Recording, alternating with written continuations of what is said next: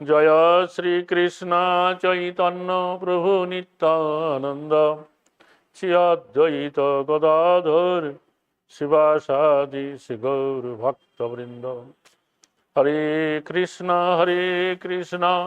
কৃষ্ণ কৃষ্ণ হরে হরে, হরে রাম রাম রাম হরে। বাচলং পঙ্গুরলঙ্ঘয়তে গিরিম যৎকৃপাতমহং বন্দে পরমানন্দমাধবম। তো সমবেত সমপুস্থিত সুধী সজ্জন ভক্তমণ্ডলী, তো আজ হচ্ছে আমাদের গৌরীয় বৈষ্ণবাচার্য প্রেম ভক্তি মহারাজ শ্রী শ্রী নরোত্তম দাস ঠাকুর মহাশয়ের অতিমত্ত যে চরিত কথা তা আলোচনার ব্যাপার আছে।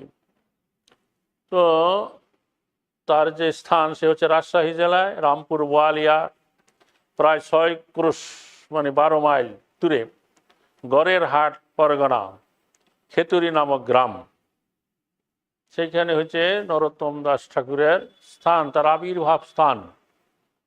তো প্রেম বিলাস গ্রন্থে বর্ণনা করা আছে, মহাপ্রভু সন্ন্যাস গ্রহণ করবার 5 বছর পরে যখন বৃন্দাবনের যাওয়ার স্থল করে এই গৌরদেশ ভ্রমণ করে তিনি কানাই নাটশালায় যখন গিয়েছিলেন, তো সেই সময় তিনি সেখানে এই ভক্তগণের সাথে হরিনাম কীর্তন করতে করতে খেতুরি গ্রামের দিকে মুখ করে নরোত্তম নরোত্তম বলে তিনি বারবার ডাকতে লাগলেন। তো ভাবাবেশে প্রভুর মন অস্থির হয়ে গেল। তখন নিত্যানন্দ, তারপরে হরিদাস ঠাকুর, বক্রেশ্বর আদি ভক্তগণ, মহাপ্রভু প্রধান প্রধান পারিষদ ভক্তগণ মহাপ্রভুর এই ভাব দর্শন করে তারা অত্যন্ত আনন্দিত চিত্তে ভাবতে লাগলেন যে নরোত্তম নামে মহাপ্রভুর কোনো প্রেমপাত্র এতদ অঞ্চলে প্রকট হইবেন এবং মহাপ্রভু তার দ্বারা অনেক কার্য সাধন করবেন। তো শ্রীমন মহাপ্রভু নিত্যানন্দ প্রভুর প্রতি বললেন, সেই সময় নিত্যানন্দ প্রভুর প্রতি বললেন, প্রেমভক্তি গ্রন্থে বর্ণনা করা আছে যে প্রভু কহে শ্রীপাদ বুঝি করহ ভাবনা, আপনার গুণ তুমি না জানো আপনা, নীলাচলে যাইতে যত করিয়াছ কান্দিয়াছ তুমি, সেই প্রেমা দিনে দিনে বান্দিয়াছি আমি, সেই প্রেম রাখিব আমি পদ্মাবতীর তীরে, নরোত্তম নামে পাত্র দিব আমি তারে, প্রেমে জন্ম হবে তার আমা বিদ্যমানে, এখানে রাখিয়া যাব পদ্মাবতীর স্থানে। তো এইপরে মহাপ্রভু তার সমস্ত ভক্তগণকে নিয়ে তিনি দক্ষিণ অভিমুখে চলতে লাগলেন। তো পদ্মাবতী নদীর এক পশ্চিম তীরে যেখানে কুতুবপুর নামক স্থান আছে, তো সেখানে এসে পদ্মাবতীতে তিনি স্নান করলেন এবং তীরে তার পার্শ্বদ ভক্তগণ কীর্তন আরম্ভ করলেন। তো বিশাল হুঙ্কার গর্জনে প্রেমভরে শ্রীঅঙ্গে মহাপুলক কম্পের উদয় হলো। অতঃপর মহাপ্রভু পদ্মাবতীকে আহ্বান করে বললেন, যা প্রেম বিলাস গ্রন্থে বর্ণনা করা আছে যে প্রভু কহে পদ্মাবতী ধর প্রেমলহ, নরোত্তম নামে পাত্র প্রেম তারে দিও, নিত্যানন্দ সহ প্রেম রাখিল তোমার স্থানে, যত্ন করি ইহা তুমি রাখিবা গোপনে। এই কথা মহাপ্রভু পদ্মাবতীকে বললেন। পদ্মাবতী আবির্ভূত হইলেন তার স্বরূপে। তখন পদ্মাবতী দেবী মহাপ্রভুকে বললেন, পদ্মাবতী বলে প্রভু কর নিবেদন, কে মনে জানিব কার নাম নরোত্তম। তো পদ্মাবতী তখন বললেন, হে প্রভু, নরোত্তম নাম তো অনেকে থাকতে পারে, তা আমি কি করে জানবো যে কোন নরোত্তম, কাকে আমি এই প্রেম দিব? তখন মহাপ্রভু বললেন যে যাহার পরশে তুমি অধিক উচ্ছলিবা, সেই নরোত্তম প্রেম তারে তুমি দিবা। অর্থাৎ যে তোমার পক্ষে এসে স্নান করলে পরে তুমি অধিক পরিমাণে উচ্ছলিত হইবা, মানে আন্দোলিত হইবা, ঢেউ উঠবে, সেই হচ্ছে সেই নরোত্তমকে তুমি এই প্রেম প্রদান করবে। তো তারপরে কি হয়েছিল, মহাপ্রভু তো এখান থেকে তিনি দক্ষিণ অভিমুখে চলতে চলতে শান্তিপুরে অদ্বৈত আচার্যের গৃহে গেলেন। সেখান থেকে তিনি ভক্তগণের কাছে ঘোষণা করলেন, এই যাত্রায় আমি বৃন্দাবনে যাব না, তোমরা সকলে যার যার আপন আপন গৃহে গিয়ে কৃষ্ণ নাম করে আমাকে আশীর্বাদ করো, তো আমি যাতে করে নির্বিঘ্নে বৃন্দাবনে যেতে পারি। তারপরে মহাপ্রভু কয়েকজন পারিষদ ভক্ত বৃন্দকে নিয়ে নীলাচলে চলে গেলেন। তো সেই বছরই আবার বিজয়া দশমীতে যাত্রা করে মহাপ্রভু ঝাড়িখণ্ড বনপথে বৃন্দাবনে গিয়েছিলেন। আর এই দিকে কি হয়েছিল যে সেইখানে এই নরোত্তম দাস ঠাকুর সেখানে কি করলেন, সম্ভবত তিনি এই যে 1531 কি 32 খ্রিস্টাব্দে খেতুরি গ্রামে রাজা কৃষ্ণানন্দ দত্তের পুত্ররূপে তিনি আবির্ভূত হইলেন। তার পত্নীর নাম ছিল নারায়ণী দেবী, অর্থাৎ নরোত্তম দাস ঠাকুরের মায়ের নাম নারায়ণী দেবী। তো তার এই আবির্ভাবের তিথি জানা যায় যে মাঘী পূর্ণিমায়। ভক্তি রত্নাকর গ্রন্থে বর্ণনা করা আছে যে মাঘী পূর্ণিমায় জন্মিলেন নরোত্তম। মাধবী মাঘী পূর্ণিমায় গোধূলি লগ্নে ছিল নরোত্তম দাস ঠাকুরের আবির্ভাব হয়। তারপরে নরোত্তম দাস ঠাকুর শশীকলার ন্যায় দিনে দিনে তিনি বাড়তে লাগলেন। রাজা কৃষ্ণানন্দ দত্ত মহাসমারোহে তিনি পুত্রের অন্নপ্রাশন উৎসব করলেন। 6 মাস বয়সে যখন তার মুখে অন্ন দিতে চেষ্টা করা হলো, তখন তিনি মুখ ফিরিয়ে নিলেন, কিছুতেই অন্ন গ্রহণ করছে না। সকলেই তখন চিন্তান্বিত হলেন, ব্যাপার কি। তো সেখানে একজন দৈবজ্ঞ ছিলেন যারা জ্যোতিষী, তিনি গণনা করে বললেন যে এই বালক কৃষ্ণ প্রসাদ ব্যতীত আর অন্য কোনো কিছু গ্রহণ করবে না, একে কৃষ্ণ প্রসাদ এনে দাও। তখন রাজা কৃষ্ণানন্দ দত্ত কি করলেন, গৃহে তার কুল পরম্পরায় কৃষ্ণ বিগ্রহের একটা প্রাচীন বিগ্রহ ছিল, সেবা ছিল। তো সেই বিগ্রহের প্রসাদ যখন আনয়ন করে নরোত্তমকে দেওয়া হলো, তখন নরোত্তম ঠাকুর সহস্রে তা গ্রহণ করলেন, ভোজন করলেন। তো কৃষ্ণ আনন্দ দত্ত সেই দিন থেকে তিনি পারিবারিক লোকদের সকলকে বললেন, এই বালকে এখন থেকে এই কৃষ্ণ প্রসাদ ছাড়া আর অন্য কোনো কিছু দেওয়া হবে না, শুধুমাত্র কৃষ্ণ প্রসাদ দিতে হবে। তো যাই হোক, এইভাবে নরোত্তম দাস ঠাকুর সেই খেতুরি গ্রামে কৃষ্ণানন্দ দত্তের পুত্ররূপে তিনি বাড়তে লাগলেন। তার অসাধারণ রূপ লাবণ্য, সুতীক্ষ্ণ বুদ্ধি, সুমধুর বাক্য সকলের চিত্ত আকর্ষণ করতে লাগলো। তখন 5ম বৎসরে যখন তার বয়স হলো 5 বছর, তখন তার চূড়াকরণের পরে নরোত্তম ঠাকুরের বিদ্যারম্ভকাল উপস্থিত হইল। তো শিশুকাল থেকে নরোত্তম ব্যাকরণ ও যাবতীয় সংস্কৃত শাস্ত্রের অধ্যয়নে অসাধারণ প্রতিভার পরিচয় দিতে লাগলেন এবং অতি অল্পকালেই তিনি সর্বশাস্ত্রে জ্ঞানবান হইলেন। তো বাল্যকাল হইতে রাজকুমার শ্রী নরোত্তমের শ্রী হরিনামে, শ্রীমদ্ ভাগবতমে, ভগবত ভক্তে এবং ভগবত বিগ্রহের অসামান্য প্রীতি ও ভোগবিলাসে বিরক্তি দর্শন করিয়া বাৎসল্যপরায়ণ রাজা কৃষ্ণানন্দ এবং পুত্রগত প্রাণা মাতা নারায়ণী চিন্তিত হইয়া পড়িলেন এবং ভক্তগণ চমৎকৃত আনন্দিত হইলেন। তো খেতুরি গ্রামে সেই সময়ে একজন কৃষ্ণদাস নামক একজন পরম ভাগবত ব্রাহ্মণ সেখানে বাস করতেন। তো ছিল নরোত্তম ওই ব্রাহ্মণের নিকট প্রত্যহী শ্রী গৌরাঙ্গ মহাপ্রভু তার পারিষদ ভক্তবৃন্দের কথা, চরিত কথা তিনি শ্রবণ করতেন এবং হা গৌরাঙ্গ বলিয়া প্রেম ভরে রোদন করতেন। তো এইভাবে সেই কৃষ্ণদাস বিপ্রের কাছে নরোত্তম দাস ঠাকুর মহাপ্রভুর কথা, তার পারিষদ ভক্তগণের কথা, তার বিভিন্ন অলৌকিক লীলার কথা তিনি জানতে পারলেন। তখন এক সময় নরোত্তম দাস ঠাকুর স্বপ্নযোগে তিনি দর্শন করলেন শ্রীম নিত্যানন্দ প্রভু নরোত্তমকে পদ্মাবতীতে স্নান করিয়া মহাপ্রভুর গচ্ছিত প্রেমরত্ন গ্রহণ করিতে উপদেশ দিলেন। স্বপ্নযোগে নিত্যানন্দ প্রভু।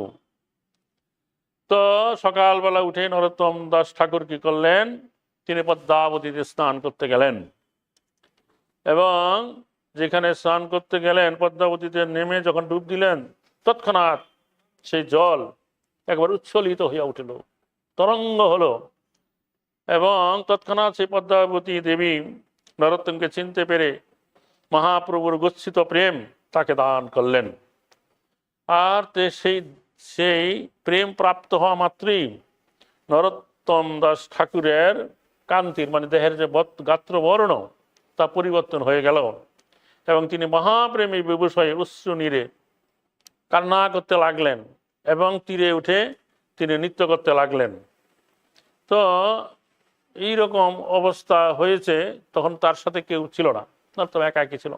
এদিকে বাড়িতে কেউ নরোত্তম কোথায় গেল কেউ তার খুঁজে পাচ্ছে না, সকলে এদিক ওদিক খোঁজ করছে। তারপরে খুঁজতে খুঁজতে তারা সেই পদ্মাবতীর তীরে এসে দেখলেন যে একটা ছেলে এরকম উন্মাদগ্রস্তের মতো নৃত্য করছে। প্রথম দিকে তারা চিনতে পারেনি, কারণ গাত্রবর্ণই পরিবর্তন হয়ে গেছিল। কারণ নরোত্তম দাস ঠাকুরের গাত্রবর্ণটা ছিল কিছুটা শ্যামবর্ণ। যেই নাই প্রেম প্রাপ্ত হইলেন সঙ্গে সঙ্গে তার দেহর বর্ণ এবার গৌর বর্ণ স্বর্ণকান্তির মতন হয়ে গিয়েছিল। তারপর তারা বুঝতে পারলেন যে এই হচ্ছে নরোত্তম। তখন তারা তাকে বাড়িতে নিয়ে গেলেন। তো যাই হোক, এইভাবে তিনি খেতুরি গ্রামে এই অল্প বয়সেই তিনি মহাপ্রভু এবং নিত্যানন্দ প্রভুর গচ্ছিত প্রেম পদ্মার কাছ থেকে প্রাপ্ত হয়েছিলেন। এই জন্য নরোত্তম দাস ঠাকুরকে বলা হয় প্রেম ভক্তি মহারাজ। গেল তার নাম উচ্চারণ করবার সময় বৈষ্ণবরা বলে থাকেন যে প্রেম ভক্তি মহারাজ। তারপরে এই যে মহাপ্রভুর যে প্রকট লীলা নরোত্তম দাস ঠাকুর দর্শন করতে পারলেন না, এই জন্য তার হৃদয় বিদীর্ণ হতে লাগলো। আমার জন্ম যদি আর কিছু কাল আগে হতো তাহলে আমি মহাপ্রভুর দর্শন প্রাপ্ত হতাম। তো এইভাবে মহাআরতিভাবে তিনি দিবানিশি রোদন করতেন। তো একদিন যখন নিদ্রায় বাড়িতে অভিভূত ছিলেন তখন স্বপ্নে গৌরাঙ্গ মহাপ্রভু নরোত্তম দাস ঠাকুরকে দেখা দিলেন এবং বললেন, হে নরোত্তম, তুমি শীঘ্র শ্রী বৃন্দাবনে গমন করিয়া লোকনাথ গোস্বামীর শিষ্যত্ব গ্রহণ করো। আমার একজন পারিষদ ভক্ত লোকনাথ বৃন্দাবনে আছে, তার কাছ থেকে তুমি দীক্ষামন্ত্র নিবে।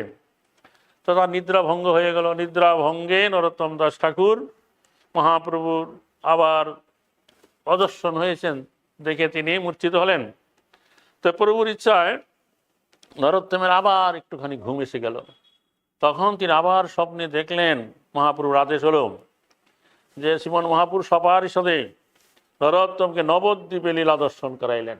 নবদ্বীপে মহাপুরুষ লীলা সেই স্বপ্নে দেখালেন। তো ভক্ত সঙ্গে নিত্য কীর্তনময়ী অদ্ভুত প্রেমের লীলা নরোত্তম দাস ঠাকুর স্বপ্নে দেখলেন এবং নরোত্তম দাস ঠাকুর সেই স্বপ্নেই মহাপ্রভুর চরণে পতিত হয়ে প্রণাম নিবেদন করলেন এবং মহাপ্রভু নরোত্তমের মস্তকে শ্রীচরণ অর্পণ করলেন এবং বাৎসল্য ভরে ধরণীতল হইতে তুলিয়া নিত্যানন্দ দ্বৈত করে তাকে সমর্পণ করলেন। তো এইভাবে নিত্যানন্দ দ্বৈত মহাপ্রভু পারিষদ ভক্তবৃন্দ তাকে হস্ত প্রসারণ করে আলিঙ্গন করলেন এবং বিপুল প্রেম সম্পদ দান করিয়া সকলেই তখন বৃন্দাবনে যাইতে আদেশ করলেন। তো শ্রী অদ্বৈত প্রভু নরোত্তমকে গৌরপাদ পদ্মে সমর্পণ করিয়া বৃন্দাবনের গমনের আদেশ করলেন। তো নিদ্রা ভঙ্গ হয়ে গেল। নরোত্তম দাস ঠাকুর প্রভুত্রয়ের কৃপা স্মরণ করিয়া কান্না করতে লাগলেন। তো এক সময় তিনি চিন্তা করতে লাগলেন যে কি করে আমি বাড়ি ছেড়ে আমি বৃন্দাবনে যাব, পিতা মাতা এত স্নেহ করে। এক সময় হয়েছিল কি, ওখানকার একজন জমিদার নরোত্তম দাস ঠাকুরের এই গুণের কথা শুনে তাকে দেখতে চাইলেন। তখন নরোত্তম দাস ঠাকুর পিতা মাতার কাছে বলে, ঠিক আছে তাহলে আমি যাব সে তার সাথে সাক্ষাৎ করতে। তো এইভাবে তাদের কাছে বিদায় নিয়ে কিছু প্রহরীর দ্বারা বেষ্টিত হয়ে তিনি চলতে লাগলেন। তো কি হলো, এক সময় সে যখন যাচ্ছিল তার প্রহরীরা কি করলো, সকলে ক্লান্ত হয়ে বিশ্রাম করছিল। তখন নরোত্তম দাস ঠাকুর ভাবলেন এই হচ্ছে আমার সময়। তখন কাউকে কিছু না বলে তিনি কি করলেন, বৃন্দাবন অভিমুখে যাত্রা করলেন, পালাইয়ে চলে গেলেন। এইভাবে তিনি 15 দিনের পথ অতিক্রম করিয়া কিছু নিশ্চিন্ত হলেন যে 15 দিন অতিক্রান্ত হয়ে গেছে, আমার পিছিয়ে কেউ আসছে না, তাইলে আমাকে কেউ আর ফিরিয়ে নিতে পারবে না। অতঃপর তিনি প্রশস্ত রাজপথ ধরে বৃন্দাবনের পথে চলতে চলতে কিছুদিনের ভিতরেই মথুরার বিশ্রাম ঘাটে গেলেন। তারপরে এই মথুরায় গিয়া যখন তিনি পৌঁছলেন তখন জৈনক বৈষ্ণবের কাছে নরোত্তম দাস ঠাকুর জানতে পারলেন যে কিছুদিন আগে রূপ এবং সনাতন গোস্বামী অপ্রকট হয়ে গেছে। তখন তিনি হা রূপ হারা সনাতন বলে ধুলায় গড়াগড়ি দিয়ে কান্না করতে লাগলেন। আর সেই সময়ে রূপ সনাতন মহা নরোত্তম দাস ঠাকুরকে স্বপ্নে দর্শন দিয়ে তাকে সান্ত্বনা দিলেন। আর তারপরের দিন সকালবেলা নরোত্তম দাস ঠাকুর তিনি মথুরা থেকে বৃন্দাবন অভিমুখে চললেন। তো সেই তার পূর্বে নরোত্তম দাস ঠাকুরের বৃন্দাবনে যাওয়ার পূর্বে সেখানে শ্রীনিবাস আচার্য ঠাকুর বৃন্দাবনে গিয়েছিলেন এবং শ্রীমদ রূপ গোস্বামীপাদ স্বপ্নে শ্রীজীব ও শ্রীনিবাসকে নরোত্তমের আগমন বার্তা জানাইলে যে নরোত্তম আসছে, তোমরা তাকে তোমাদের কাছে আনো। তো ছিল নরোত্তম দাস ঠাকুর বৃন্দাবনে প্রবেশ করিয়ে গোবিন্দ মন্দিরে গিয়ে পরম প্রেমাবেশে গোবিন্দ দর্শন করতে লাগলেন। ইত্যবসরে শ্রীমদ জীব গোস্বামী এবং শ্রীনিবাস আচার্য সেখানে উপস্থিত হইলেন এবং ছিল জীব গোস্বামী ছিল নরোত্তমকে লইয়া পরম সেখানে নিয়ে গেলেন এবং তারপরে তিনি লোকনাথ গোস্বামীর সাথে তার পরিচয় করিয়ে দিলেন তার কুটিরে গিয়ে। তো যাই হোক, এইভাবে তিনি বৃন্দাবনে পৌঁছলেন এবং মহাপ্রভু তাকে ইতিমধ্যেই আজ্ঞা করেছিলেন যে তুমি নরোত্তম দাস লোকনাথ গোস্বামীর কাছ থেকে দীক্ষা গ্রহণ করিবে। তো যাই হোক, কিছুদিন পরে নরোত্তম দীক্ষা গ্রহণ করবার জন্য লোকনাথ গোস্বামীকে অনুরোধ জানালেন। তো লোকনাথ গোস্বামী তখন প্রথমেই তাকে বলেছিলেন তুমি এখন নিয়মিতভাবে এই হরে কৃষ্ণ মহামন্ত্র 32 অক্ষরযুক্ত শিরোনাম এই নাম তুমি জপ করো। তাই এইভাবে তিনি চলতে লাগলেন। আর লোকনাথ গোস্বামী বলেছিলেন দেখো আমি কাউকে শিষ্য করি নাই, আমার ইচ্ছা নাই কাউকে শিষ্য করা। এই বৃন্দাবনে অনেক বৈষ্ণব আছে, মহাপুরু পারিষদ ভক্ত আছে, তাদের কাউকে দেখে তুমি গুরুকরণ করবে। কিন্তু নরোত্তম দাস ঠাকুর স্থির প্রতিজ্ঞ ছিলেন, মহাপ্রভুর আদেশ যে আমি এই লোকনাথ গোস্বামীর কাছ থেকেই দীক্ষা মন্ত্র গ্রহণ করব। তখন তিনি কি করলেন যে লোকনাথ গোস্বামী আবার কারো কোনো সেবা গ্রহণ করতেন না, কি করে তার সেবা করবেন এটা চিন্তা করলেন। তখন যে কি করে তার সেবা করা যায় তখন তিনি কি করতেন, রাত্রে কেউ জাগার আগে লুকিয়ে তিনি কি করতেন নরোত্তম দাস ঠাকুর আরে লোকনাথ গোস্বামী যেখানে থাকতেন সেখান থেকে তিনি এই শৌচ কার্য করতে যেখানে যেতেন সেই পথ ঝাড়ু দিয়ে তিনি পরিষ্কার করতেন, তার মলমূত্র পরিষ্কার করতেন। যে শৌচকার্য করবার পরে জল ব্যবহার করে সে জল এনে রাখতেন, মৃত্তিকা এনে রাখতেন। আর লোকনাথ গোস্বামী অবাক হয়ে যেতেন যে কি এরকম ভাবে এই সেবা কার্য করছে গোপনে। তারপরে একদিন কি হয়েছিল, লোকনাথ গোস্বামী অন্যান্য দিনের অপেক্ষা একটু আগে তিনি উঠে সেই শৌচকার্য করতে যাচ্ছেন, তখন তিনি দেখতে পেলেন সেই যে নরোত্তম সেই এই কার্য করছে। তখন দেখে তিনি অবাক হয়ে গেলেন যে কৃষ্ণানন্দ দত্তের রাজার ছেলে, সে আমার কাছ থেকে দীক্ষা পাওয়ার জন্য গোপনে এই কার্য করছে। তখন তার মনটা গলে গেল, তার মনটা পরিবর্তন হলো। তিনি তখন বললেন ঠিক আছে নরোত্তম, আমি আমার প্রতিজ্ঞা ভঙ্গ করছি যে তুমি শীঘ্রই কি করো স্নান কাজ যদি করে আসো আমি তোমাকে দীক্ষা দেব। তখন নরোত্তম দাস ঠাকুর স্নান করে এলেন এবং নরোত্তম দাস নরোত্তম না লোকনাথ গোস্বামী তাকে দীক্ষা মন্ত্র প্রদান করলেন আর বলছিলেন যে তুমি আমার প্রথম, তুমি আমার শেষ, আমি ইতিপূর্বে কাউকে দীক্ষা মন্ত্র দিই নাই, তোমাকে প্রথম দিলাম, এরপরে আমি আর কাউকে দেব না, তুমি আমার একমাত্র শিষ্য। এইভাবে নরোত্তম দাস ঠাকুর সেই দীক্ষা মন্ত্র প্রাপ্ত হইল এবং সেখানে ভজন করতে লাগলেন। তখন জীব গোস্বামী পাদ তিনি কি করলেন, এই নরোত্তম শ্যামানন্দ ইত্যবসরে মেদিনীপুর থেকে শ্যামানন্দপুর সেখানে গিয়ে মিলিত হয়েছে এবং শ্রীনিবাসে 3 জনকে তার নিকটে রেখে গীতা ভাগবত শাস্ত্র গোস্বামী গ্রন্থাবলী পড়াইতে লাগলেন। হরে কৃষ্ণ হবে। তো তিনি তাদেরকে শাস্ত্র, তখন এক সময়ে এই নরোত্তম দাস ঠাকুর একটা কুঞ্জের মধ্যে ভজনে আবিষ্ট ছিলেন। তখন ইত্যবসরে কি হয়েছিল, বিশ্ববানুনন্দিনী রাধারানী স্বয়ং সেখানে আবির্ভূত হইয়া তাকে প্রত্যাদেশ করিলেন, হে নরোত্তম, মধ্যাহ্নে আমার কুঞ্জে আমার প্রাণ বল্লভের সেবার নিমিত্ত দুগ্ধ আবর্তন তোমার নিত্য সেবা থাকলো। বোঝা গেল? বলছে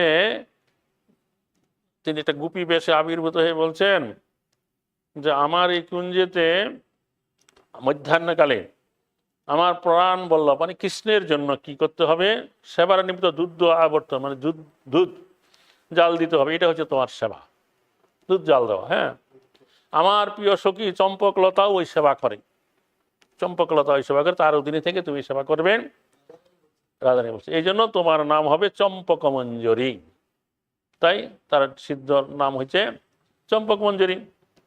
তো যাই হোক, এইভাবে নরোত্তম দাস ঠাকুর তারপরে যখন তার বাহ্যদশা হলো তখন লোকনাথ গোস্বামীর কাছে গিয়ে তিনি এই কথা বললেন। আর এই কথা শুনে লোকনাথ গোস্বামী তখন প্রেম বিগলিত চিত্তে গদগদ কণ্ঠে নিবেদন করলেন, গোস্বামীপাদ নরোত্তমের সৌভাগ্যের কথা শ্রবণ করিয়া পরম আনন্দিত হইলেন। খুব ভালো।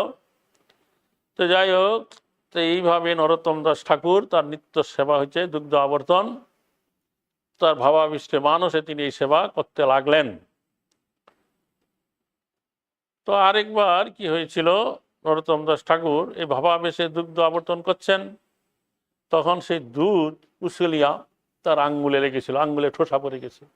এটা যখন জীব গোস্বামী জানতে পারলেন তিনি খুবই আনন্দিত হলেন যে নরোত্তম প্রকৃতপক্ষে তার এই যে ভজন সিদ্ধই প্রাপ্ত হয়েছে। যাই হোক, এইভাবে তিনি বৃন্দাবনে ভজন করেছেন। তারপরে এক সময় একটা লীলার কথা বৈষ্ণবরা বলে থাকে যে নরোত্তম দাস ঠাকুর আর কিনা লোকনাথ গোস্বামী গুরু শিষ্য, তারা পাশাপাশি কুটিরে থেকে তারা নাম ভজন করতেন। একবার একজন চাষি সে কি করেছিল, দুপুর বৃন্দাবনে গরমের দিনে খুব গরম, চাষ কার্য করে লোকনাথ গোস্বামীর কুঠিয়ায় এসে বলছে যে বাবা আমার খুব জল তেষ্টা পেয়েছে, আমাকে জল দেন। লোকনাথ গোস্বামী মালায় এমন ভাবাবিষ্ট হয়ে নাম করছেন যে তার কাছে যে চাষি বুঝবাসী এসে জল চাইছে এতে তার কোনো হুঁশ নাই।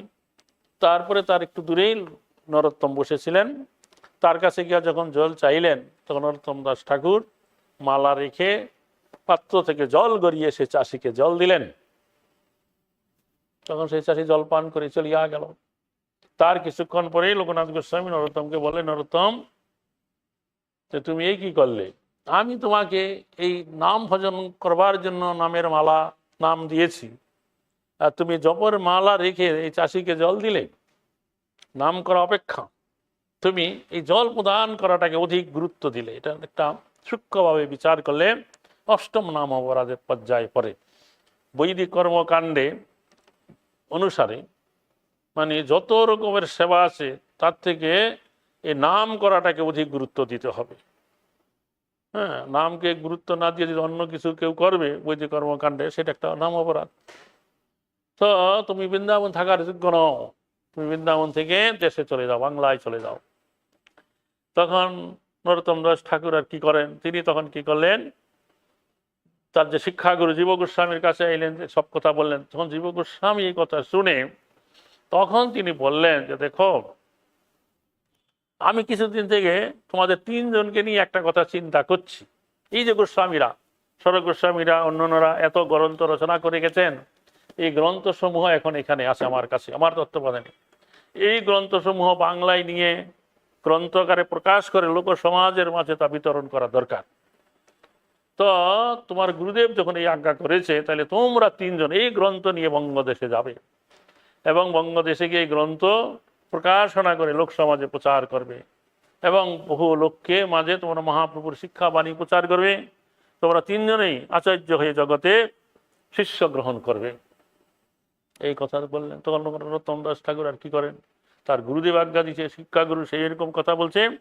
তখন জীব গোস্বামী সমস্ত বৃন্দাবনবাসী বৈষ্ণবগণের কাছে এই কথা ঘোষণা করলেন এবং কিভাবে এই গ্রন্থ বাংলায় নিয়ে আসবেন তার জন্য সেই গ্রন্থ কিভাবে বাক্সের ভিতরে সম্পুট প্রস্তুত করলেন, গরুর গাড়ি বা ঘোড়ার গাড়ি ঠিক করলেন, রক্ষক ঠিক করলেন, আর সমস্ত গৌরীয় বৈষ্ণবগণ বৃন্দাবনে যারা যারা ছিলেন তাদেরকে একত্রিত করে তাদেরকে কৃপা করবার জন্য, আশীর্বাদ করবার জন্য বললেন যে তোমরা সকলে এদেরকে কৃপা করো, আশীর্বাদ করো, এরা যেন এই গ্রন্থ নিয়ে বঙ্গদেশে গিয়ে ব্যাপকভাবে এই শ্রীমন মহাপ্রভুর বাণী জগতে প্রচার করতে পারে, আচার্য হয়ে বহু লোককে ভক্তে পরিণত করে দীক্ষা প্রদান করিতে পারেন। তখন সমস্ত বৈষ্ণবগণের উপস্থিতিতে জীব গোস্বামী তিনজনকে তিনটা উপাধি দিলেন। শ্রীনিবাসকে আচার্য, নরোত্তমকে ঠাকুর এবং শ্যামানন্দকে প্রভু উপাধি প্রদান করলেন। তারা সেই গ্রন্থ নিয়ে চলতে চলতে তারা যখন এই বাংলায় বাঁকুড়া জেলায় বনবিষ্ণুপুরে প্রবেশ করলো, তো প্রতিদিন অনেক হাঁটছে, তারপর গ্রন্থ রেখে সেখানে তারা পথ শ্রান্ত হয়ে ক্লান্ত হয়ে ঘুমিয়ে পড়েছে। আর এই দিকে সেখানকার রাজা ছিল তখন বীরহাম্বীর রাজা, তিনি দস্যুবৃত্তি করতেন, তার সাথে গণৎকার ছিল। তারা গণনা করে বলল যে আপনার রাজ্যের ভিতরে কয়েকজন পথিক এসে বহু দূর দেশ থেকে, তাদের কাছে অনেক অমূল্য ধনরত্ন আছে। তখন রাজা বীরহাম্বীর তার লোকজনকে আদেশ দিল, তোমরা কোথায় আছে এই সমস্ত ধনরত্ন, তোমরা তাদের কাছ থেকে লুণ্ঠন করে নিয়ে আসো। তারা তখন গেল, তো গিয়ে খুঁজে পেয়ে গেছে, গিয়ে দেখছে যে সবাই ঘুমিয়ে আছে। তখন ওরা বিনা বাধায় সেই যে গ্রন্থ সম্পুট বাক্স তুলে নিয়ে চলে আসছে বাড়িতে। আসছে পরে গ্রন্থ খুলে, সেই বাক্স খুলে দেখছে কোথায় গ্রন্থ, সেখানে তো গ্রন্থ নাই। আরে সেখানে নাই ধনরত্ন নাই, শুধু খালি পুঁথি আর পুঁথি, সংস্কৃত ভাষায় লেখা। তো এটা দেখে সে রাজা তো অবাক হয়ে গেলেন, হায় হায় এই কি হলো রে, হ্যাঁ। তখন তিনিও খুঁজতে লাগলেন কাদের এই গ্রন্থ। আর এইদিকে পরের দিন সকালবেলা তারা উঠে দেখছে গ্রন্থ নাই, চুরি হয়ে গেছে। তো সবাই তখন ভুলণ্ঠিত হয়ে কান্নাকাটি করতে লাগলেন।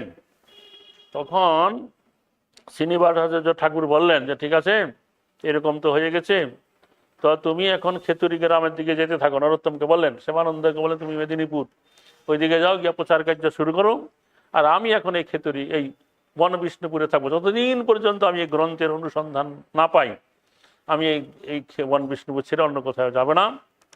এইভাবে তখন নরোত্তম দাস ঠাকুর তিনি একাকী এই বঙ্গভূমির দিকে আসতে লাগলেন। তো তিনি এসে কি করলেন, প্রথমে এই অম্বিকা, কালনা আরও কিছু স্থান দর্শন করে তিনি খেতুরি গ্রামে গেলেন। তারপরে এদিকে কৃষ্ণানন্দ দত্ত, তার তার যে ছেলে তখন ছিল কি সন্তোষ দত্ত, নরোত্তম দাস ঠাকুরের ভাই, সে তখন কার্য দেখাশোনা করছিল। তারা খুব অভ্যর্থনা করলেন এবং সেখান থেকে তিনি প্রচার কার্য শুরু করলেন। এবং তখন কি হলো, তার কিছুকাল পরেই যে শ্রীনিবাসাচার্য ঠাকুর সেই গ্রন্থ প্রাপ্ত হলেন। সে রাজা রানী তাদেরকে দীক্ষা দিলেন, তারা মহান ভক্তে পরিণত হলো। সেই সংবাদ এসলো নরোত্তমের কাছে, তিনি খুবই আনন্দিত হলেন। তারপরে শ্রীনিবাসাচার্য ঠাকুরে খেতুরি জাজি গ্রামে এসে স্থায়ীভাবে থাকতে লাগলেন। তার সাথে নিয়মিত যোগাযোগ করে প্রচার কার্য করতে লাগলেন। তার কিছুকাল পরে নরোত্তম দাস ঠাকুর ঠিক করলেন যে তিনি খেতুরি গ্রামে বিগ্রহ স্থাপনা করে সেবা প্রকাশ করবেন, রাধাকৃষ্ণ এবং গৌরাঙ্গ মহাপ্রভু। তখন তিনি একদিন গৌরাঙ্গ মহাপ্রভুর বিগ্রহ কিভাবে তৈরি করবেন এই কথা চিন্তা করছিলেন। তখন একদিন রাতে গৌরাঙ্গ মহাপ্রভু স্বপ্নে তাকে দেখা দিলেন যে তোমাদের পার্শ্ববর্তী গ্রামে যে বিপ্রদাস নামক যে ভদ্রলোক আছে, তার ধানের গোলায় আমার এক বিগ্রহ আছে, তুমি আমাকে এখান থেকে উদ্ধার করো, উদ্ধার করে সেই বিগ্রহে স্থাপনা করো। তো এই স্বপ্ন দেখে তিনি অবাক হলেন। পরের দিনে কিছু ভক্তবৃন্দ নিয়ে তিনি সেই বিপ্রদাসের বাড়িতে গেলেন। তারা খুব তাকে দেখে খুব সম্মান করে আদর করে বসালেন, জিজ্ঞাসা করলেন আপনার ধানের গলাটা কোথায়। বলে আর বলবেন না, ওই ধানের গলায় আমি কাছে যেতে পারি না, সেখানে অনেক বিষধর সব থাকে। বলছে আমার প্রয়োজন আছে, আমি যাব।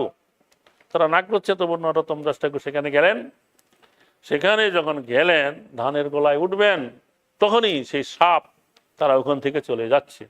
ধানের গলায় উঠে কিছু অল্প ধান সরাইতেই সেখানে গৌরাঙ্গ মহাপ্রভু বিগ্রহ তিনি প্রাপ্ত হয়ে গেলেন। সেই বিগ্রহ কোলে করে তিনি নিয়ে এলেন বাড়িতে। তারপরে আরও 5 বিগ্রহ কি করা হলো, তৈরি করা হলো। তাদের নাম হচ্ছে বল্লভীকান্ত, শ্রী ব্রজমোহন, শ্রীকৃষ্ণ, শ্রী রাধাকান্ত আর রাধারমন। এই 5 বিগ্রহ আর মহাপ্রভুর বিগ্রহ তিনি পেলেন এই 6 বিগ্রহ। তখন সেখানে শ্রীনিবাস আচার্য ঠাকুরের পৌরোহিত্যে সেখানে ফাল্গুনী পূর্ণিমায় এই বিগ্রহ প্রতিষ্ঠা হইবে। এইভাবে সমস্ত গৌরমণ্ডলে যত মহাপ্রভু পারিষদ ভক্ত মহান্ত ছিল তাদের কাছে পত্র প্রেরণ করলেন, আর তারা যে ওখানে আসবে, তারা থাকবে, তাদের বাসা করে ব্যবস্থা করলেন, সমস্ত কিছু আয়োজন করলেন। তারপরে যথা সময়ের পূর্বেই ভক্তরা বিভিন্ন দিক থেকে এই খেতড়ি গ্রামে আসতে লাগলো। প্রত্যেক মহান্তে তার শত শত শিষ্য সমবিহারে সেখানে গেলেন। নরোত্তম দাস ঠাকুরের শিষ্যরা, অনুগত ভক্তরা, তারা তাদের সেবা এবং যাবতীয় ব্যবস্থা আদি করলেন।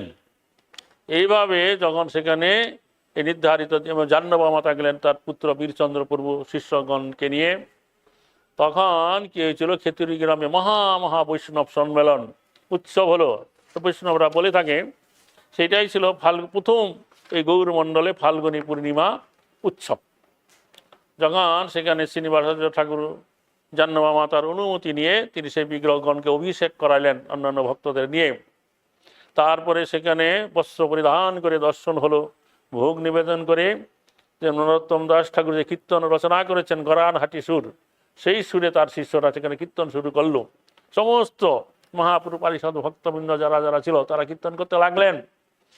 আর সেই কীর্তনের মাঝে এমন সকলে ভাবাবিষ্ট হলেন, হঠাৎ করে মহাপ্রভু সেখানে কি করলেন, সপার্ষদে নিত্যানন্দ অদ্বৈত অন্যান্য ভক্তগণকে নিয়ে সেখানে আবির্ভূত হয়ে সেই ভক্তগণের মাঝে তারা কীর্তন করতে লাগলেন।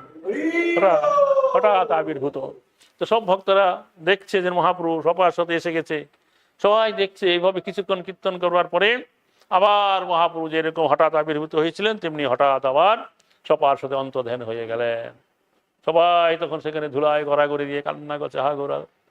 তো যাই হোক, এইভাবে সেই ক্ষেত্রের উৎসব সম্পন্ন হলো। তারপরের দিন থেকে ভক্তরা একে একে তারা তাদের স্থানে চলে যেতে লাগলো। তো এইভাবে নরোত্তম দাস ঠাকুর খেতড়ি গ্রামে 6 বিগ্রহ প্রতিষ্ঠা করেছেন। এবং প্রথম এই গৌরমণ্ডলে তিনি কি করেছিলেন, গৌর পূর্ণিমা ফাল্গুনী পূর্ণিমা উৎসব উদযাপন করলেন। তারপরে এই নরোত্তম দাস ঠাকুরের সঙ্গী হয়েছিলেন তার শ্রীনিবাসাচার্য ঠাকুরের শিষ্য রামচন্দ্র কবিরাজ। তাকে নিয়ে অন্তরঙ্গভাবে তিনি ভজন করতেন, ভ্রমণ করতেন। খেতড়ি ধামের কিছুটা উত্তর দিকে, যেখানে এখন মন্দির আছে, তার উত্তরে একটা ভজনস্থলী আছে, সেখানেই তিনি নির্জনে ভজন করতেন। নিকটে একটা পুকুর আছে, সেখানে তিনি দন্ত ধাবন স্নান কার্যাদি করতেন।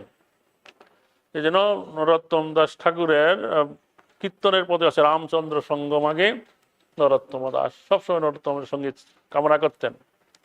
তারপরে তখন থেকেই নরোত্তম দাস ঠাকুর যখন যেখানে যেতেন তার সেই যে গৌরাঙ্গ বিগ্রহ, সেই বিগ্রহ সঙ্গে নিয়ে যেতেন, মহাপ্রভু বিগ্রহটা। তার অন্যতম আরেকজন প্রধান শিষ্য ছিল এই মুর্শিদাবাদ জেলার, যেখানে বর্তমানে জিয়াগঞ্জ বলা হয়, একসময় এটাকে বলা হতো গাম্ভিলা। গাম্ভিলাতে গঙ্গানারায়ণ চক্রবর্তী, রামকৃষ্ণ আচার্য ইত্যাদি। তো নরোত্তম দাস ঠাকুর ছিলেন কায়স্থ কুলে উদ্ভব বৈষ্ণব, এবং অনেক ব্রাহ্মণেরা তারই ভক্তি, প্রেম ভক্তি ইত্যাদি দর্শন করে তার কাছে এসে দীক্ষা নিয়েছে।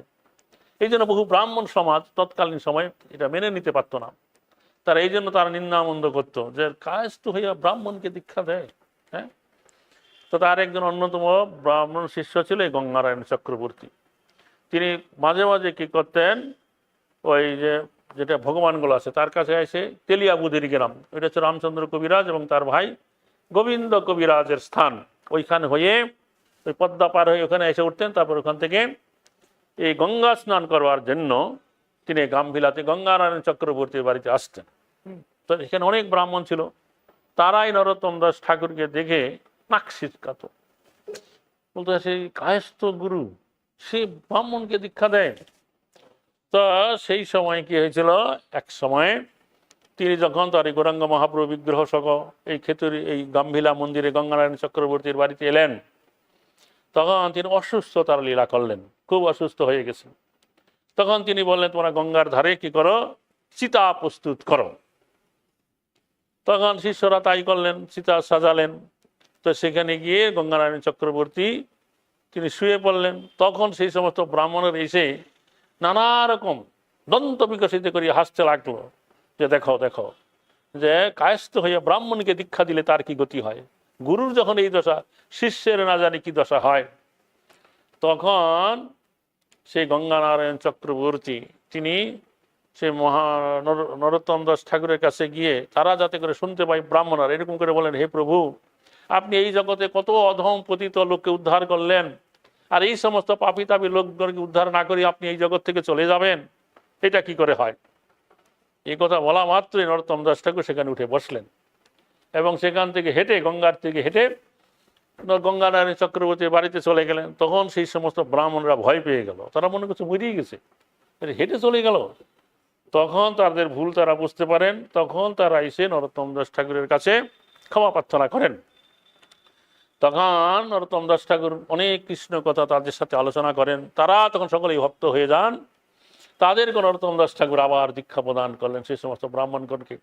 তারপরে তিনি আবার সেখান থেকে কি করলেন, আবার খেতুরি গ্রামে যান।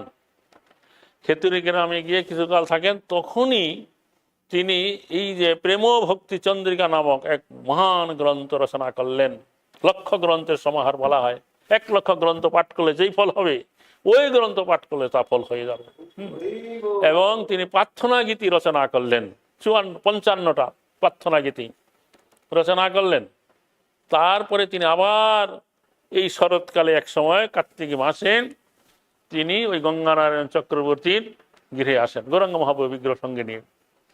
এবং সেই সময় আসার পর তিনি যখন গঙ্গায় স্নান করতে গেলেন, তখন তিনি এই রামকৃষ্ণ আচার্য এবং এই গঙ্গানারায়ণ চক্রবর্তীকে বললেন জলে নেমে, যে তোমরা কি করো, আমার গাটাকে মার্জন করে দাও।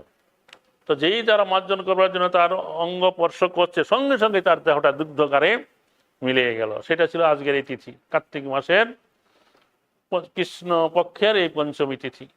এই জন্য ওই ঘাটটাকে বলা হয় দুধ ঘাট। দুগ্ধ আকারে গঙ্গার জলে মিশে গেল, গঙ্গার জলে একবারে উচ্ছ্বলিত হয়ে উঠল। এবং তখন ভক্তরা কিছু কি করেছিলেন, ওইখান থেকে সেই যে দুধ মিশ্রিত জল ওখান থেকে তুলে আনলেন এবং গঙ্গানারায়ণ চক্রবর্তী ঠাকুরের যেখানে ঠাকুর মন্দির আছে, রাধা গোবিন্দ এবং গৌরাঙ্গ মহাপ্রভু আছে, তার পাশে ওই দুগ্ধ সমাধি দেওয়া হলো। এটাকে বলা হয় দুধ সমাধি। বোঝা গেল? এইভাবে নরোত্তম দাস ঠাকুর এই গামভিলাতে গঙ্গার তীরে তিনি অপ্রকট হইলেন। ওইখানে একটা নিম গাছ আছে, এই জন্য কেউ কেউ নিমতলা ঘাট বলে, আবার বৈষ্ণবেরা দুধ ঘাট বলে। এতদিন ওখানে কোনো স্মৃতিচিহ্ন রাখা হয়েছিল না। কয়েক বছর আগে আমাদের এই ভক্তি বেদান্ত চ্যারিটি ট্রাস্ট থেকে ওখানে একটা ফলক দিয়েছে, যেন এইখানে নরোত্তম দাস ঠাকুরের অপ্রকট লীলা হয়েছিল। এ হচ্ছে নরোত্তম দাস ঠাকুরের অপ্রকটের কাহিনী। তো তিনি বহু জায়গায় বহু স্থানে গিয়েছেন, অনেক ভক্তকে, হাজার হাজার লোককে তিনি দীক্ষিত করেছেন, শিষ্য করেছেন এবং সকলকে তিনি প্রেম ও ভক্তি প্রদান করেছেন। এই জন্য নরোত্তম দাস ঠাকুরকে বলা হয়, গৌড়ীয় বৈষ্ণবরা বলে থাকেন যে কি প্রেম ভক্তি মহারাজ নরোত্তম দাস ঠাকুর। কি তো নরোত্তম দাস ঠাকুর তিনি এই শেষ জীবনে কি করেছিলেন, তিনি 55টা এই কি করেছেন, প্রার্থনা গীতি রচনা করেছেন। তো যাই হোক, আমরা একটা প্রার্থনা গীতির কথা একটু সংক্ষেপে আলোচনা করি, একটু সময় আছে বোধ হয়, তাই নাকি? 10 মিনিট আছে।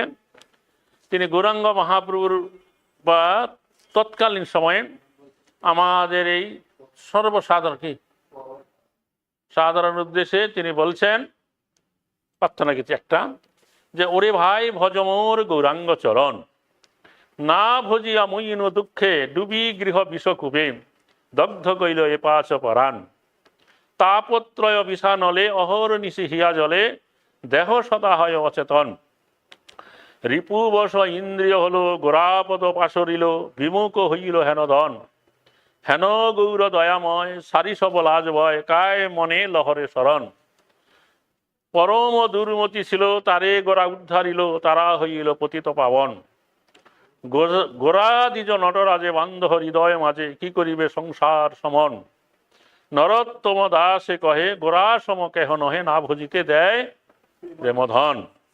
তো এইখানে নরোত্তম দাস ঠাকুর প্রথমে বলছেন ওরে ভাই ভজমোর গৌরাঙ্গ চরণ, অর্থাৎ তার সময় কালে সমস্ত জনসাধারণকে তিনি ভাই বলে সম্বোধন করে বলছেন, তোমরা কি করো, ভজমোর গৌরাঙ্গ চরণ, আমার গৌরাঙ্গ মহাপ্রভুর পাদ পদ্মের ভজনা করো। কারণ এই গৌরাঙ্গ মহাপ্রভু এই জগতে অবতীর্ণ হয়ে এই জগৎবাসীকে এমন একটা অমূল্য সম্পদ প্রদান করে গেছেন, যা কোনো কালে কোনো স্বরূপে তিনি কখনোই প্রদান করেননি। এই জন্য বলা হয়েছে, না ভজিতে দেয় প্রেমধন, ভজনা না করতে প্রেমধন দিয়ে দিয়েছেন বিনা সাধনায়। অর্থাৎ আমাদের রূপ গোস্বামী পাদ তিনি তার ভক্তির রসামৃত সিন্ধু গ্রন্থে বর্ণনা করেছেন কারা পরমেশ্বর ভগবান শ্রীকৃষ্ণকে দর্শন করতে পারেন। তিনি বলেছেন যে আদৌ শুদ্ধা তত সাধুসঙ্গ, অত ভজন ক্রিয়া, তত অনর্থ নিবৃত্তি, নিষ্ঠা, রুচি, আসক্তি, ভাব এবং প্রেম। অর্থাৎ কারো যদি কোনো শুদ্ধা থাকে, শুদ্ধা থাকলে পরে কি করে, আদৌ শুদ্ধা সাধু সঙ্গ করবে, সাধু সঙ্গে গেলে পরে ভগবানের কথা শ্রবণ কীর্তন করবে, তখন তার উপলব্ধি আসবে যে আমারও এই জীবনে ভগবানের নাম করা উচিত, কৃষ্ণ ভজন করা উচিত। তখন তিনি সদ্গুরু চরণ আশ্রয় করে তিনি তখন তার ভজন ক্রিয়া শুরু হবে। যখন ভজন ক্রিয়া শুরু হবে তখন কি হবে, এই যে জন্ম জন্মান্তরে ধরে আমরা যে বহির্মুখ হয়ে আছি তার জন্য আমাদের কতগুলো অনর্থ আছে, সেই সমস্ত অনর্থগুলো দূর হতে থাকবে। তারপরে একটা নিষ্ঠার উদয় হবে। নিষ্ঠা, ভগবানের নাম করতে ভালো লাগবে, দর্শন করতে, কথা শুনতে, সবকিছু ভালো লাগবে। চৈতন্য চরিতামৃত গ্রন্থে বর্ণনা করা আছে, কবিরাজ গোস্বামী বর্ণনা করলেন যে এক অঙ্গ সাধে কেহ সাধে বহু অঙ্গ, নিষ্ঠা হইতে উপজয় প্রেমের তরঙ্গ। এই যে নববিধা ভক্তি আছে, পূর্ব কাল থেকে দেখা যাচ্ছে এক একজন ভক্ত একটা ভক্তঙ্গ যাজন করেই ভগবানকে পেয়ে গেছেন। যেমন পরীক্ষিত মহারাজ 7 দিন সুবন করে, সুখদেব গোস্বামী 7 দিন ভাগবত কথা বর্ণনা করে, এরকম ভাবে আছে। আবার দেখা গেছে অম্বরীশাদী রাজাগণ তারা একই সঙ্গে বহু অঙ্গ যাজন করে ভগবানকে প্রাপ্ত হয়েছেন। কিন্তু আমরা যত কিছু ভক্তঙ্গ যাজন করি না কেন, যদি সেই সমস্ত সেবা যদি আমাদের নিষ্ঠার সহিত যদি সম্পাদিত হয়, হ্যাঁ, মানে আমরা যা কিছু করি কতটা নিষ্ঠার সাথে করছি সেটা হচ্ছে সেবা। কেউ সেবা করতে পাঠাইলো, নিষ্ঠা নাই, হ্যাঁ আমাকে খাটাচ্ছে, কত রকম কথা বলে, সেবা হবে না। তো বলছে এই নিষ্ঠার যখন পরিপক্ক অবস্থা হবে, মানে নিষ্ঠা যদি ঠিক মতন হবে, তবে ভগবত ভক্তি গ্রহণ করবার যে মূল যে উদ্দেশ্য, চরম প্রেম ভক্তি স্তর প্রাপ্ত হওয়ার, তার প্রথম যে তরঙ্গ ঢেউ এই নিষ্ঠার থেকে উত্থিত হবে। আর নিষ্ঠার এই পরিপক্ক অবস্থার নাম হচ্ছে রুচি। রুচি মানে হচ্ছে স্বাদ, মানে টেস্ট। তোর ভগবানের নাম করতে, ভগবানের কথা শুনতে, ভগবানের স্থানে গমন করতে রুচিকর বোধ হবে।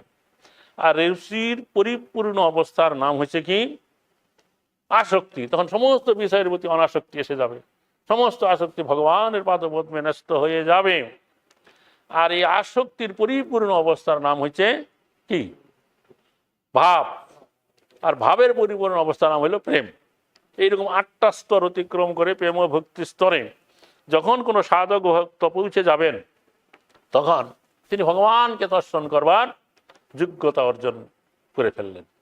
আবার যোগ্যতা অর্জন হওয়া মাত্রই যে ভগবানকে দেখে ফেলবেন তা নয়, কারণ ভগবান হচ্ছেন সরাট পুরুষ। তিনি তার কোন ভক্তকে কখন কিভাবে দর্শন দিবেন এটা সম্পূর্ণ তার ইচ্ছাধীন। তিনি যোগ্য হয়ে থাকলেন, যে কোনো সময় ভগবান তাকে দর্শন দিবেন। এটা হচ্ছে ভগবান দর্শনের প্রাপ্তির নিয়ম। এই জন্য বহু মানুষ আমাদের দেশে বহির্মুখ লোক তারা আমাদের অনেক ভক্তদেরকে বলে যে তোমরা কৃষ্ণ নাম করছো, কৃষ্ণ ভজন করছো, কৃষ্ণকে দেখেছ? কৃষ্ণকে দেখা কি এতই সোজা? অপাকৃত বস্তু নয় প্রাকৃত গোচর। আমাদের এই দৃষ্টি সেটা হচ্ছে কি, প্রাকৃত দৃষ্টি। প্রাকৃত দৃষ্টি দ্বারা সে অপাকৃত বস্তু ভগবান শ্রীকৃষ্ণকে দর্শন করা যায় না, যাবে না। এই জন্য প্রেম কিনা ব্রহ্মসংহিতায় বলা আছে যে প্রেমাঞ্জন সুরিত ভক্তি বিলোচনেন সন্তু সদৈব হৃদয় সুবলকয়ন্তী। অর্থাৎ প্রেমরূপ অঞ্জন যদি আমাদের এই চোখে লাগিয়ে দেওয়া যাবে, তাইলে কি করবে, ভগবানকে দেখা যাবে। তবে সেই যে অঞ্জন, কাজল, অঞ্জন মানে কাজল, লোকে তো কাজল কত কসমেটিকের দোকানে গিয়ে কাজল কিনে চোখে লাগায়, সেই কাজলও নয়, এটা প্রেমরূপ অঞ্জন। যখন চোখে লাগাতে পারবে তখন কৃষ্ণ দর্শন করবে। তবে সেই যে অঞ্জন, এটা কোনো দোকানে কসমেটিকের কারখানায় তৈরি হয় না, এটা সাধনা করে অর্জন করতে হবে, প্রেমরূপ অর্জন, কৃষ্ণ দর্শন পাবে। কিন্তু মহাপ্রভু যখন এই জগতে প্রকট লীলা করেছিলেন, তিনি এই সমস্ত বাস বিচার কোনো কিছু করেননি। তিনি ইচ্ছা করলেন যে এই অবতারে আমি কি করব, কোনো কিছু বিচার না করে যাকে আগে কাছে পাবো তাকে আমি এই প্রেমধন প্রেম ভক্তি প্রদান করে দেব। তো এই জন্য বলছে, আরে ভাই ভজ ওর গৌরাঙ্গ চরণ, যে না ভজিতে প্রেমধন দিল তার তুমি ভজনা করলেন না। তারপরে তিনি আক্ষেপ করে বলছেন যে না ভজিয়া মইনু দুঃখে ডুবি গৃহ বিষ গুবে দগ্ধ কইল এ পাঁচ পরাণ। আমি তার ভজনা না করে দুঃখে মরে গেলাম, আর আমি কি করছি, সংসার রূপ বিষকূপে পড়ে আছি। দগ্ধ কইল এ পাঁচ পরাণ, অর্থাৎ আমাদের এই দেহেতে 5 প্রকারের বায়ু আছে। হ্যাঁ, প্রাণবায়ু, বানবায়ু, সমান বায়ু, উদান বায়ু এবং উপান বায়ু। অর্থাৎ আমরা এই যে শ্বাস প্রশ্বাসের সাথে যে বায়ু সারি গ্রহণ করি, প্রাণবায়ু। তার উদান বায়ু হচ্ছে যে ঊর্ধ্বগামী যে বায়ু, বমন ইত্যাদি ঠেকুরের সময় যে বায়ু বেরিয়ে যায়, উদান বায়ু। আর নিম্নগামী যে বায়ু তাকে বলা হয় অপান বায়ু। সারা দেহে যে বায়ু আছে তাকে বলা হয় কি, বান বায়ু। আর নাভিমূলে যে বায়ু আছে, যেটা আমাদের দেহের ভারসাম্য রক্ষা করে, তাকে বলা হয় সমান বান বায়ু, সমান বায়ু। তো বলছে আয়ুর্বেদিক শাস্ত্র অনুসারে এই যে দেহেতে আমাদের 5 প্রকার বায়ু চলাচল করে, এই বায়ু চলাচলে যদি কোনো বিঘ্ন ঘটে তখন দেহেতে নানা রকমের রোগ হবে। আর একই সঙ্গে যদি কারো 5টা বায়ু যদি দূষিত হয়ে পড়ে, সে আর বেঁচে থাকতে পারে না। তো এইখানে ঠাকুর মশাই বলছেন যে না ভজিয়া মইনু দুঃখে ডুবি গৃহ গৃহকূপে দগ্ধ কইলে 5 প্রাণ। আমার এই 5 প্রাণ একবারে দগ্ধীভূত হয়ে গেল। আর কি বলছে, তাপত্রয় বিষানলে অহর নিশি হিয়া জলে দেহ সদায় অচেতন। এই যে ত্রিতাপ যন্ত্রণা আছে, আদি দৈবিক, আদি ভৌতে, আদি আত্মিক, এই ত্রিতাপ যন্ত্রণায় দিন রাত আমি জলে মরছি। তাই কখনো কখনো দেহ কি করছে, অচেতন হয়ে যাচ্ছে। কত রকমের চিকিৎসা পদ্ধতি আলোচনা করছে, সকালবেলা হাঁটা, মর্নিং ওয়াক, ব্যায়াম, ওই পাতা খাও ওই পাতা খাও, কত কি কি জন্য এত কিছু, সব দেহ যাতে সুস্থ থাকে তার জন্য। বলছে যে এটা কেন, যে তাপত্র বিষাণলে অহর নিশি হিয়া জলে দেহ সদা হয় অচেতন। আর রিপুর বশ ইন্দ্রিয় হলো গোড়াপদ পাশরিল বিমুখ হইল হেনধন। আমার যে দেহেতে যে যে ষড়রিপু আছে, চক্ষু কর্ণ কিনা, কাম ক্রোধ লোভ মদ মোহ মাৎসর্য, তো তার বশীভূত হয়ে গেল আমাদের এই ইন্দ্রিয়গুলো, কি চক্ষুকরণ, রাশিকা, ত্বক, জিহ্বা ইত্যাদি। আর যার ফলে কি হলো, এই যে গৌরাঙ্গ মহাপুর এরকম প্রেম সম্পদ নিয়ে তিনি এই জগতে এলেন, তার আমরা ভজনা করলাম না, তাকে ভুলে থাকলাম, আর আমরা এরকম অমূল্য ধনে বিমুখ হয়ে রইলাম। তাই তিনি আবার সর্বসাধারণকে আহ্বান করে বলছেন, হে সর্বসাধারণ জন, হেন গৌর দয়াময় সারি সবল আজ ভয় কায় মনে লহরে স্মরণ। এইরকম যে দয়াময় গৌরাঙ্গ মহাপ্রভু, তোমরা কি করো, লাজ এবং ভয়। লাজ কেন, এই কৃষ্ণ নাম কৃষ্ণ ভজন করতে হলে মালা তিলক ধারণ করতে হয়, তারপরে শিখা রাখতে হয়, বন্ধু বান্ধব লোকেরা কি করে উপহাস করে, যার জন্য অনেকে ইচ্ছা থাকলেও লজ্জার ভয়ে তারা করতে পারে না। তাই বলছেন যে কে কি বললো না বললো সেদিকে লক্ষ্য করো না। এখন যারা তোমাকে উপহাস করছে, যখন তোমার পরম বিপদের দিন হবে, যমের দ্বারে যখন যাবে, তারা কিন্তু কেউ আর তখন তোমাকে সহায়তা করতে আসতে পারবে না। কাজে বলছে, এমন যে দয়াময় গৌরাঙ্গ মহাপ্রভু, তুমি লাজ ভয় সেরে শরীর এবং মনের দ্বারা একমাত্র তারই শরণ গ্রহণ করো, এই উপদেশ দিচ্ছেন। তারপরে বলছেন কি, যে পামর ও দূর ছিল তারে গোরা উদ্ধারিল, তারা হইল পতিত পাবন। গৌরাঙ্গ মহাপ্রভু লীলায় দেখা গেছে যে চাপাল গোপাল, জগাই মাধাই, কত রকমের পাষণ্ডী লোক ছিল, তাদেরকে যে শুধু গৌরাঙ্গ মহাপ্রভু উদ্ধার করে ছেড়ে দিয়েছেন তা নয়, তারা এমন মহান ভাগবতমে পরিণত তারা হয়েছেন, তারা আবার আমাদের মতন অধম পতিত জীবগণকে উদ্ধার করবার সামর্থ্য অর্জন করতে পেরেছেন, তারাও পতিত পাবন হয়ে গেছেন। তাই বলছে যে গোরা দ্বিজ নটরাজে বান্ধ হৃদয় মাঝে কি করিবে সংসার সমন। এই যে গোরা দ্বিজ নটরাজ, তিনি এখনো ব্রাহ্মণ কুমার রূপে জন্মগ্রহণ করেছেন এই কলি যুগে, তাই গোরা দ্বিজ নটরাজ।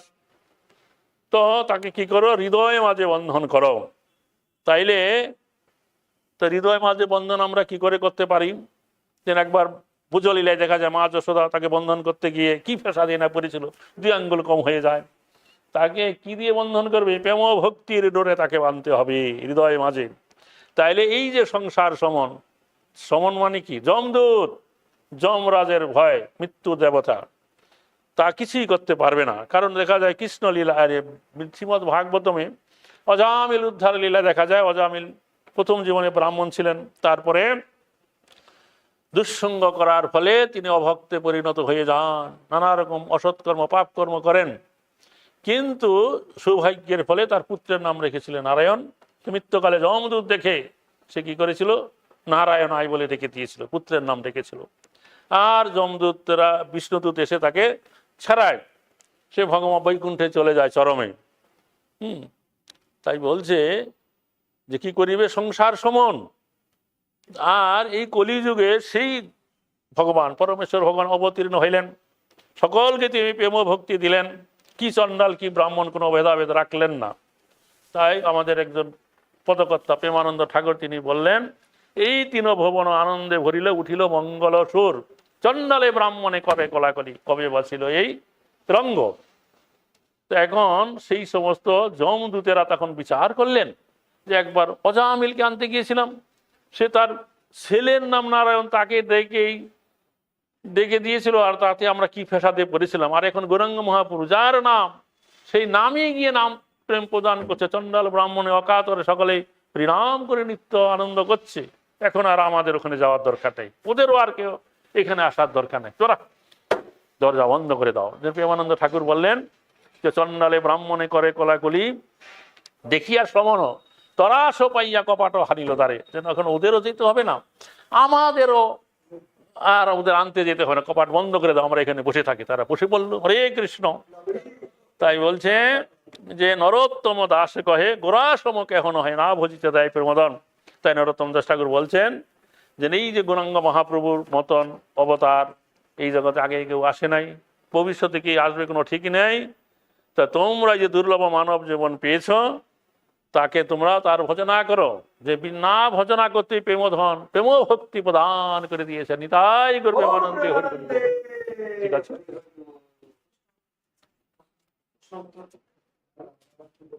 ঠিক আছে, কি বলছে? হরিবল হরিবল, জিজ্ঞাসা করো। হরে কৃষ্ণ প্রভু। হরে কৃষ্ণ।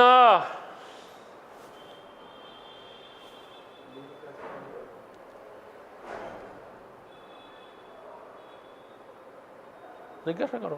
হরি বল। হরে কৃষ্ণ। জয় বাঞ্ছা কল্পতরু ভজ্জ কৃপা সিন্ধু বৈবচ পতিতানাং পাবনী ভো বৈষ্ণবে ভো নমো নমঃ। জয় ক্ষেত্র।